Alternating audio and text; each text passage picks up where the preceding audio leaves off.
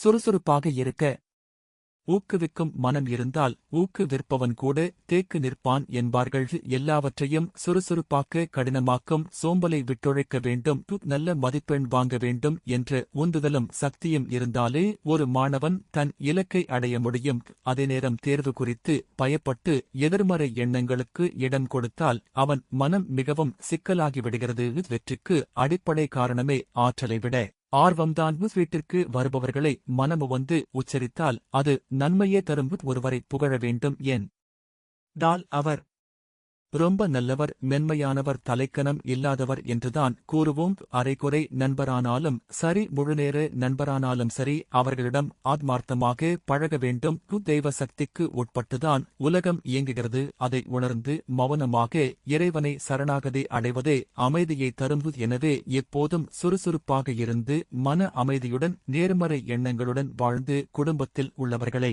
நல்லவிதம் வழிநடத்தி சந்தோஷமாக வாழ்வாங்க வாழ வாழ்த்து.